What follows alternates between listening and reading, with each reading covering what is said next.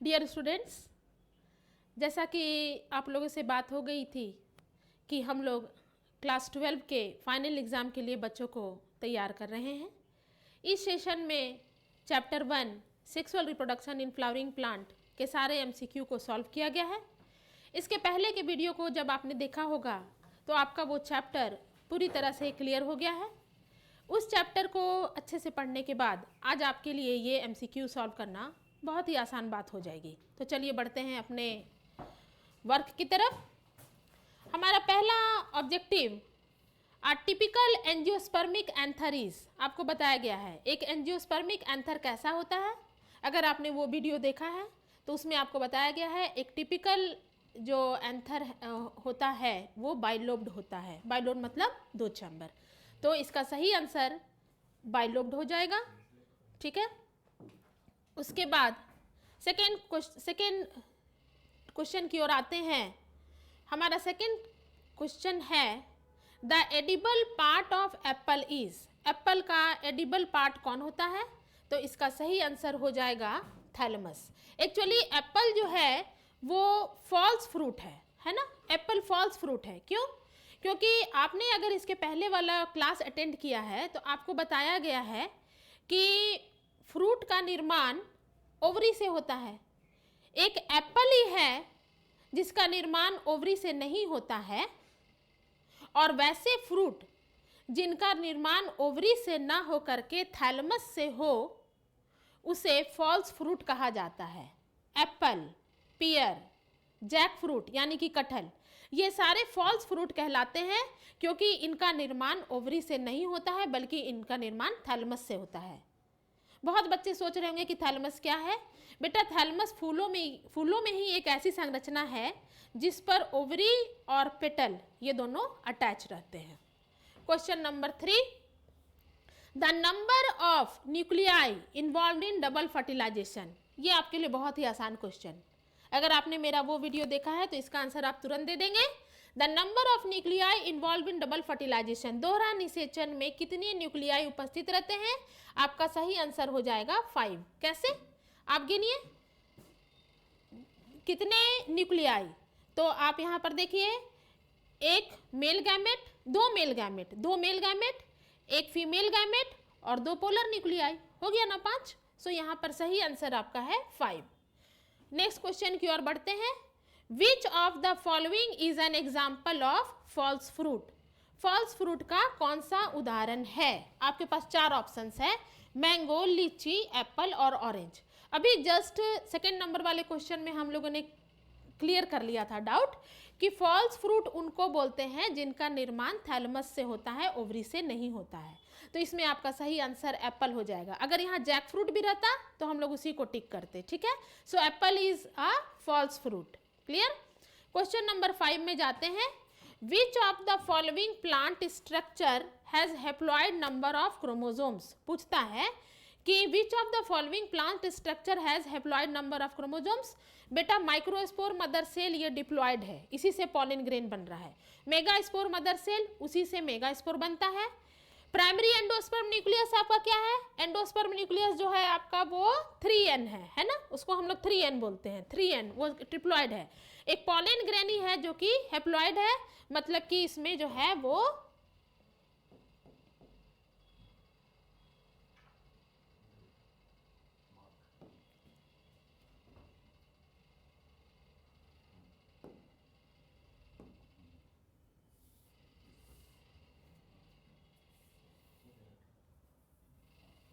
ठीक है।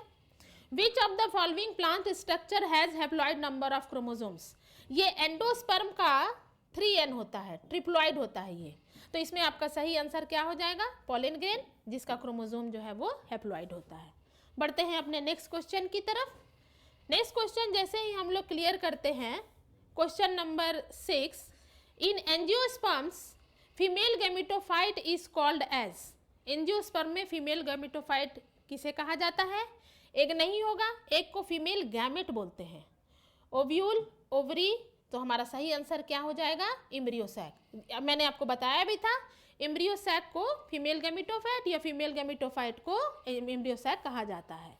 बढ़ते हैं अपने नेक्स्ट क्वेश्चन की तरफ। ये इंपॉर्टेंट है। Cotyledon of monocots are called as, monocot है ना, मोनोकॉट एक बीजपत्री, एक बीजपत्री के कॉटिलेडन को क्या कहा जाता है? आपके पास चार ऑप्शन है, स्कूटेलम, रेडिकल, प्लीम्यूल और कोलियोप्टाइल। रेडिकल जो है वही आगे जाकर के रूट बनता है, प्लीम्यूल आगे जाकर के स्टेम बनता है। तो इसमें सही आंसर है, यहाँ पर आपको बताया जा रहा है कि एक बीजपत्री यानी कि मोनोकॉट्स में कॉटिलेडन को स्कूटेलम कहा जाता है। इंपॉर्टेंट ऑब्जेक्टिव है, scutellum will be the right answer. बढ़ते हैं अपने नेक्स्ट क्वेश्चन की ओर। The developing pollen grain obtain their nutrition from which of the following tissues, ये मैंने सॉल्व कराया था। जो पॉलन ग्रेन है उसको पोषण कहाँ से मिलता है? आपका सही आंसर है टैपेटम। ये भी एक नंबर का इंपॉर्टेंट क्वेश्चन है, पूछता है what is the function of tapetum. तो tapetum provides nourishment to the pollen grain, tapetum pollen grain को पोषण प्रदान करता है। सो सही आंसर आपका क्या हो जाएगा? Pollen grain. Next question, in which of the following structures filiform apparatus are present. Filiform apparatus कहाँ प्रेजेंट होते हैं? तो आपका चार ऑप्शन है, antipodal cells, egg cells, synergids और पोलर न्यूक्लियर। आपका सही आंसर जाएगा सिनर्जिड्स। सिनर्जिड्स में फिलीफॉर्म एपरेटस प्रेजेंट रहते हैं। Next question, a mature angiospermic embryo sac is, ये मैंने सॉल्व कराया है। एक mature angiospermic embryo sac is, आपके पास चार ऑप्शन है, देखिएगा कंफ्यूज करने के लिए। 7 nucleate 8 sailed, 8 nucleate 7 sailed, 7 nucleate and 7 sailed, 8 nucleate and 8 sailed. मैंने आपको क्या बताया था? 7 celled and 8 nucleate. So the correct answer will B 7 celled and 8 nucleate. ये भी बहुत इंपॉर्टेंट क्वेश्चन है, ये आता है कि एक मैच्योर एंजियोस्पर्मिक एम्ब्रियो सैक कैसे होते हैं? वो 7 सेल्ड कैसे? 3 एंटीपोडल्स, 3 सिनर्जिड्स, मतलब एग एपरेटस और सेंट्रल सेल, सो 7 सेल हो गया यहाँ पर। बढ़ते हैं नेक्स्ट क्वेश्चन की ओर। Question number 11, which of the following is not a characteristic of insect pollinated flowers. Insect pollinated flowers मतलब जिसका पॉलिनेशन इंसेक्ट के मदद से हो। उसमें आप यहाँ पर इस पर गौर कीजिएगा, नॉट लिखा हुआ है। इनमें से कौन इंसेक्ट पॉलिनेटेड फ्लावर्स का कैरेक्टरिस्टिक नहीं, फीचर नहीं है? फ्रेगनेंट मतलब खुशबू रहना चाहिए, अट्रैक्टिव मतलब आकर्षित होना चाहिए, बिग एंड कलरफुल बड़ा और रंगीन होना चाहिए। तो सही आंसर क्या होगा? ऑर्डरलेस, ऑर्डर मतलब होता है स्मेल, है ना, तो odourless it will be the right answer. बढ़ते हैं अपने नेक्स्ट क्वेश्चन की ओर। The portion of embryonal axis above the level of cotyledons which terminates with the plumule और स्टेम टिप इज। इस पर हम लोग थोड़ा सा यहाँ पर अभी डिस्कस करते हैं। वो ये कि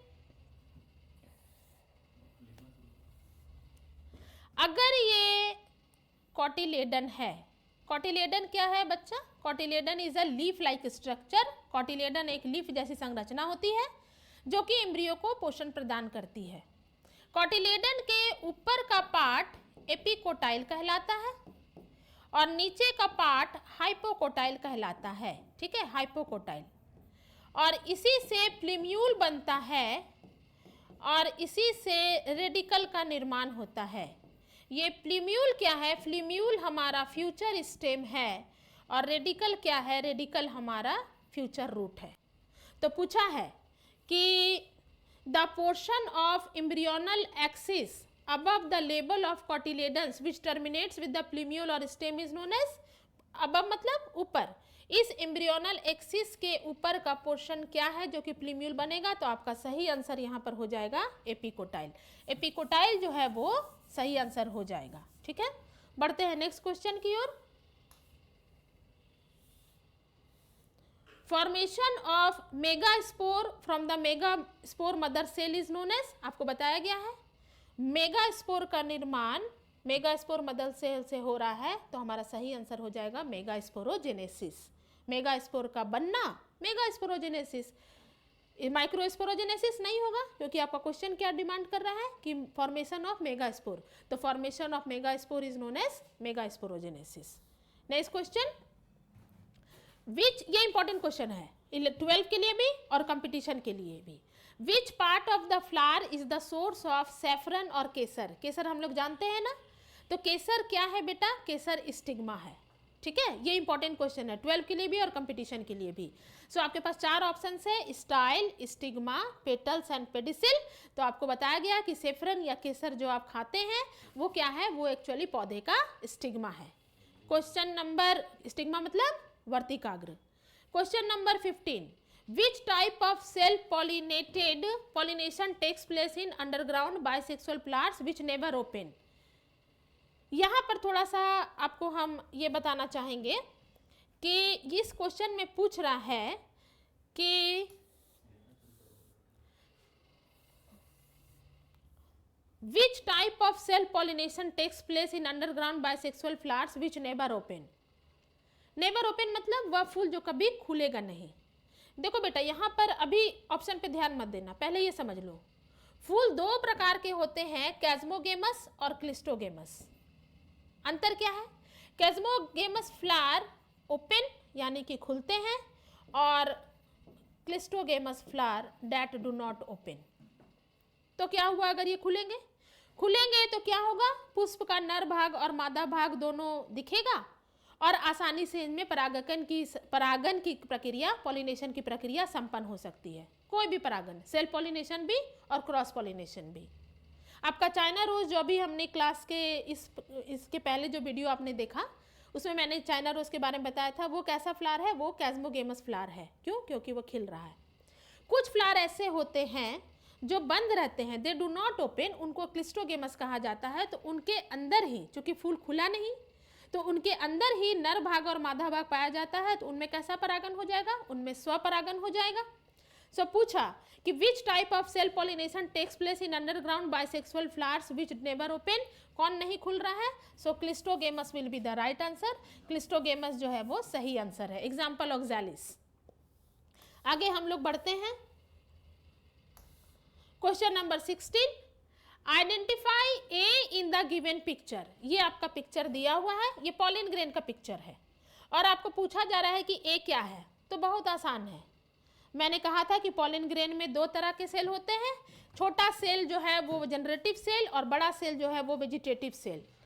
तो आपको पूछा जा रहा है क्वेश्चन में कि ये ए क्या है। तो आप देखिए आपके पास 4 ऑप्शन है और ये देखने में छोटा भी लग रहा है। तो आपके पास 4 ऑप्शन है, vegetative cell, generative cell, synergids और एंटीपोडल सेल्स। तो नहीं, ये पॉलिन ग्रेन का डायग्राम है, ये छोटा है, ये बड़ा है। तो ये छोटा वाला आपका सही आंसर क्या हो जाएगा, generative cell will be the right answer. Next question, ये आपका प्री बोर्ड में आया हुआ क्वेश्चन है। Residual nucleus in the seed is known as. ये प्री बोर्ड का क्वेश्चन है और बहुत ज्यादा चांसेस है कि ये एनुअल में भी रहेगा। 4 ऑप्शंस है, एंडोस्पर्म, पेरिस्पर्म, टैपेटम और एल्बुमिन।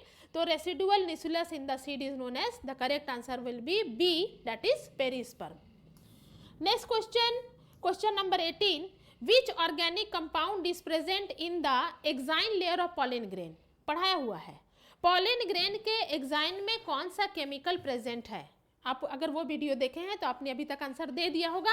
एक्साइन जो है पॉलिन ग्रेन का जो बाहरी लेयर है, जिसे हम एक्साइन लेयर बोलते हैं, वो स्पोरोपोलेनिन का बना होता है। So sporopollenin will be the right answer. ठीक। Question number 19, pollination that occurs with the help of insect. कीटों के मदद से अगर परागन की प्रक्रिया संपन्न होती है तो उस प्रोसेस का नाम क्या है। आप फिर आंसर दे दिए होंगे क्योंकि वहाँ पर मैंने ये सारा कुछ डिस्क्राइब कर लिया है। तो उसका सही आंसर हो जाएगा एंटोमोफिली। अनीमोफिली नहीं होगा क्योंकि ये एयर से होता है। हाइड्रो मतलब वाटर, ये जल से होता है।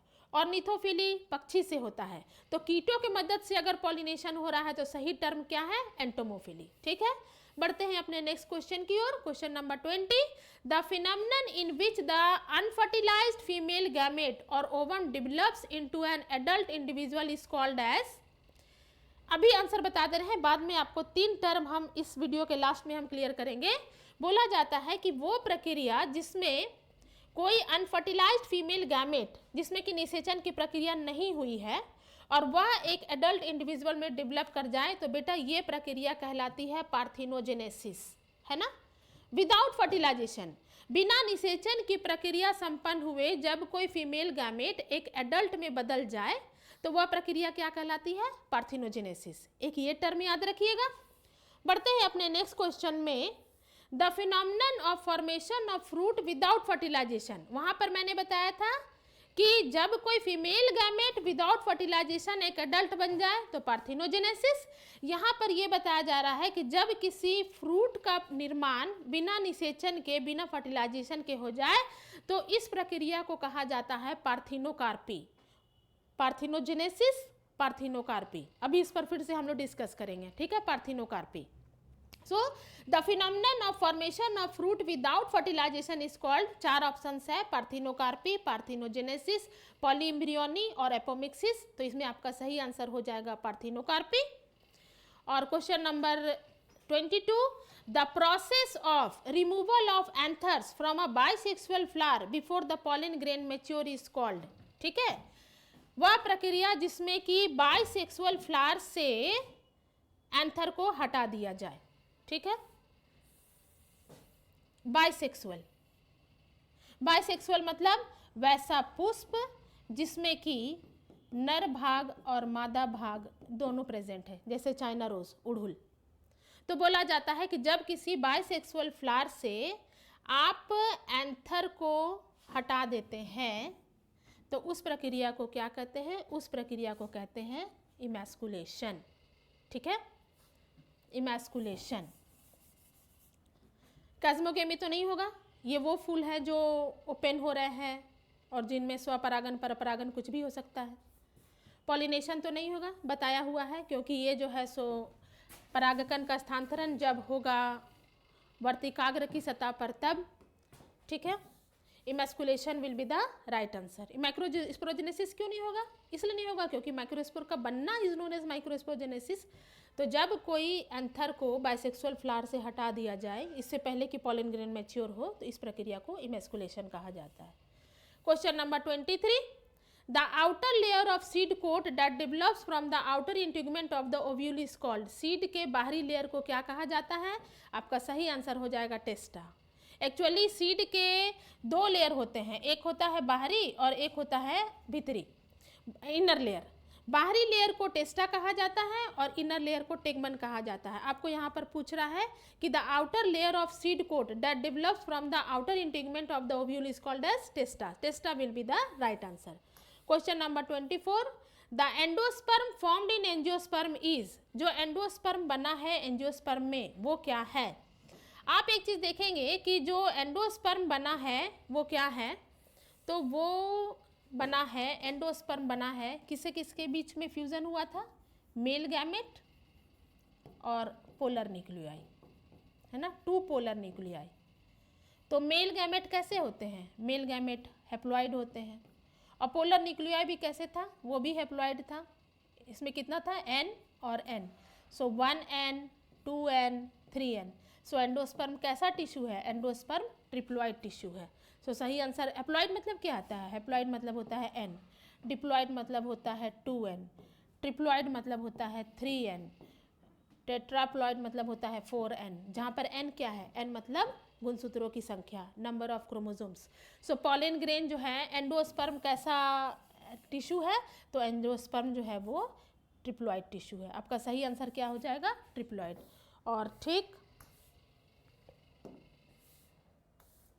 the phenomenon or condition where both male and female flowers are present on the same plant। ठीक है, both male and female part, female flower, जैसे अभी मैंने आपको चाइना रोज के बारे में इसके पहले की वीडियो में बताया था, वह फिनोमिनन जिसमें कि both male and female flower जो है वो सेम प्लांट में होते हैं, तो उसको हम बोलते हैं monoecious.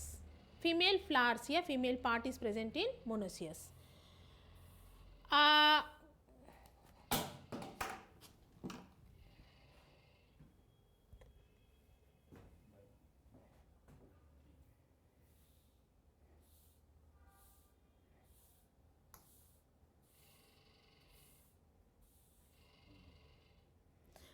A form of asexual reproduction where seeds are formed without fertilization is called parthenogenesis. बताया जा चुका है, जहाँ पर कोई फीमेल गैमेट जो है वो इंडिविजुअल में डेवलप हो रही थी without fertilization. Formation of fruit without fertilization जिसको पार्थिनोकार्पी कहा जा रहा है। तो यहाँ पर ये क्वेश्चन आपसे पूछ रहा है कि एसेक्सुअल रिप्रोडक्शन का एक प्रकार जिसमें सीड्स का निर्माण हो रहा है फर्टिलाइजेशन के बिना, तो वह प्रक्रिया आपकी क्या कहलाती है? एपोमिक्सिस। बढ़ते हैं नेक्स्ट क्वेश्चन की ओर। आसान question, as ovule develops into seed the ovary develops into. बिल्कुल सही, आपको बताया जा चुका है कि फर्टिलाइजेशन के बाद ओव्यूल डेवलप कर जाता है सीड में, तो ओवरी डेवलप्स कर जाता है फ्रूट में, है ना। ये सो आपका सही आंसर क्या हो जाएगा, fruit. Question number 28, which of the following is not a post fertilization event. Fertilization के बाद वाली प्रक्रिया को पोस्ट फर्टिलाइजेशन इवेंट कहा जाता है, तो इसमें से कौन नहीं है, नहीं पर आपका ध्यान जाना चाहिए। तो 4 ऑप्शन देखते हैं, formation of pollen grain, development of embryo, maturation of ovule into seed and maturation of ovary into fruit. तो सही आंसर आपका क्या हो जाएगा, सही आंसर हो जाएगा इसमें formation of pollen grain. Formation of pollen grain fertilization के बाद नहीं होता है, वो फर्टिलाइजेशन के पहले होता है। तो सही आंसर हमारा क्या हो जाएगा, formation of pollen grain will be the right answer, क्योंकि हमारा यहाँ क्वेश्चन नॉट पूछ रहा था। बाकी ये जो सारे 3 प्रक्रिया हैं, development of embryo, maturation of ovule into seed, maturation of ovary into fruit, ये सारे जो आपके प्रक्रिया हैं वो फर्टिलाइजेशन के बाद होता है। सो हम लोग यहाँ पर देखें कि सारा कुछ जो है वो हमारा ये सेशन कंप्लीट हो चुका है। सो ये वीडियो आपको बहुत सारी जानकारी देगा। किसी भी तरह का कोई डाउट है तो आप अपना क्वेश्चन पूछ सकते हैं, आपके डाउट को ज़रूर क्लियर जाएगा। All the best for your final exam.